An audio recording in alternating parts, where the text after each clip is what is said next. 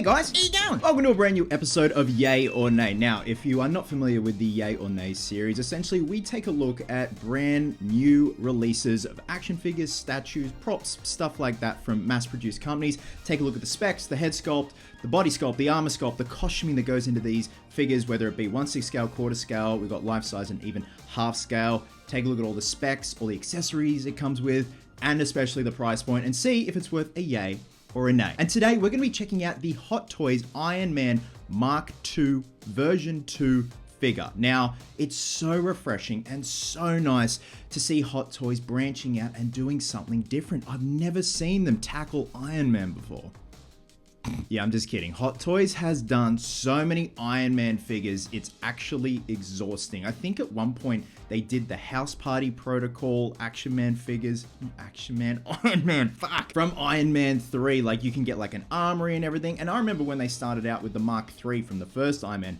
And in my opinion, the Mark III is my absolute favorite design. I think it's just so classic, so good, and it was so good with what they started with. Obviously, we have the Mark I, the Mark II, which we're looking at today, which is the raw form looking suit, and then the Mark III in Iron Man 1, which I just think it's just so classic and timeless. The suits that came after that were pretty good, pretty interesting, but I still think Mark III, simple, yet so good. So what I'm going to do is go through the photos, go through the details and stuff like that, see all the accessories it comes with, and I found a website that has it for sale. For some reason, Sideshow don't have it up yet for pre-order. You watch, as soon as I put this video up, it'll be up for pre-order. But I found a place in Hong Kong that has it, and I have converted the price. So we will see the price point, compare it to the photos and all the accessories and whatnot. But let's check out the photos of this bad boy. All right, so here we go, right off the bat, the very first photo, and I've got to say, this is a beautiful looking figure. The detail, the finishing, the chrome effect, the sort of pearlescent blue shining through the armor is stunning to look at. Very reminiscent of the RoboCop armor with that pearlescent finish it has. Sometimes it has hints of purple, blue, even pinks at times, but in this case it's like a nice kind of icy blue. Now, this is a partial die-cast figure, but the detail is incredible. A lot of engineering has gone into this figure. And again, I'm not the biggest fan of the Mark II, but I like its humble beginning. It's essentially the notion of where Tony started, apart from the Mark I, when he built that suit in a cave with a box of scraps! Now, if we go on through, we see some nice full body shots, the front and back, and just the engineering, the flaps, everything that comes out on this figure looks incredible. This would be a great thing to pose like this, or with everything closed up and just have it looking all streamlined. It just looks fantastic. You see right here, just a close-up, you see the arc reactor in the chest that can pop out. We've got the thighs, the hamstrings and everything. Everything just comes apart, which is incredible. It's essentially like a transformer. Now, this is what I want to talk about, the head sculpt. Some people have said it looks a bit uncanny valley. Others said it's the best ever, and I've got to agree, it is one of the strongest Robert Downey Jr. head sculpts I've seen, especially considering the fact that we are going back to 2007/2008 when the first Iron Man came out, and obviously Robert Downey Jr. was a lot younger back then as opposed to Infinity War and Endgame, and I really think they nailed those Infinity War and Endgame head sculpts with that era. But going back to the earlier days of the very first Iron Man, this looks terrific. The hair as well, just the hair placement. He definitely has that look at the end of the film where the helmet does come off and he's all sweaty and whatnot, but the head sculpt is perfect in my opinion, especially in those eyes. Eyes can either make or break a head sculpt, and the finishing of the eyes. If the eyes aren't painted correctly, it can look very soulless, but here, it looks like this head sculpt definitely has a soul and just character and life to it. I definitely think that is a big selling point with this one. Now, if we go on through, we see the unhelmeted version, which looks great. Again, everything just kind of popped out, and the engineering that has gone into this figure looks incredible. Just keep going through. Another close-up of the head sculpt. Now, I'm going to have to see if this does come with interchangeable hair pieces, much like the Batfleck figure I reviewed a couple of weeks ago. Another nice close-up. And see, that looks great. That is simple, but so cool. Just that nice museum display. Even the base as well. The base looks great. It's that mechanism that puts the armor on and off him, which is just really great. See, I wouldn't pose him like that. That's just too simple for Iron Man. You got to have him hovering with his blasters out, something to that effect. See, that looks great. That would be so cool to have on your desktop, on a shelf in your office, and people will be like, that looks amazing. I'm not an Iron Man fan, nor do I know the lore of Iron Man, but that looks great to me. See, that is a classic pose. That looks great right there. All the proportions just look bang on. You know, sometimes when you pose a figure, whether it be Hot Toys or whatever. Sometimes a certain pose can throw the whole scale and the whole look and the proportions of the figure completely off, especially when it comes to bends in the joints and stuff like that. But that is classic and beautiful at the same time. See, this looks weird. Like I said, going back before, it's always good to have the hands up with the blasters at the ready, but you look at the left arm, it looks really awkward and up too high. I'd like bring it down just a soupçon, just to have it a bit more natural and a bit more relaxed. Classic pose, can't go wrong with that. That looks good with the clenched right fist. Can't go wrong with that.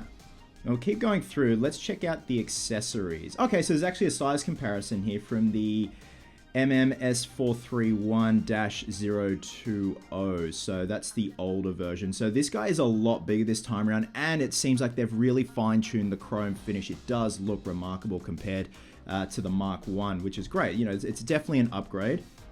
Now here is all the pieces that pop out, all the flaps and stuff like that. Combination of over 100 silver chrome armor pieces with reflective and metallic finish. So actually we'll have to double check if this is a partial die cast. I'm not too sure actually. I think I saw somewhere that it is. I definitely could be wrong, but look at all these pieces, all these intricately engineered and designed pieces. The detail is incredible. Going back to the base. That base looks incredible. Absolutely love that. It's simple, but it also is just keeping with the theme of Iron Man. Sometimes like Prime 1 or like Queen Collectibles really miss the mark with bases at times. I saw their Pattinson figure.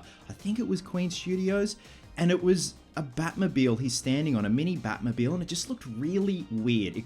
I don't even know if it was Queen Studios. I'm like, just put him on a gargoyle. You can't go wrong with a fucking gargoyle when it's Batman. All right, here we go, an overview of everything. So, interchangeable open armor plates, providing additional display options. Separate rolling eyeballs. So, from what I can see, it's just one static hairpiece, which is fine. Still looks the part.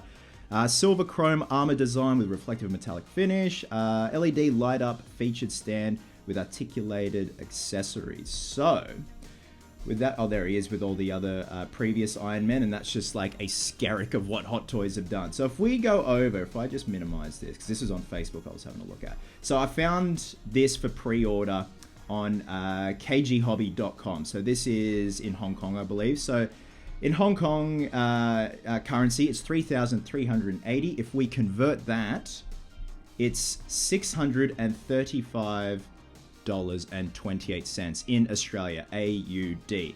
Is it worth the price point given the finish, the engineering that's gone into all the flaps, the head sculpts, the fact that it's an updated version 2 of the Mark II Iron Man 1 armor?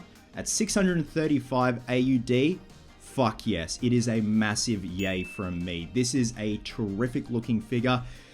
With the flaps open or closed, given the right pose, it's so dynamic. And also that base is beautiful. Just looks so intriguing, especially for someone who may not be an Iron Man fan or just knows Iron Man at face value. Just surface level knowledge of Iron Man would see that and be like, I love that and appreciate that.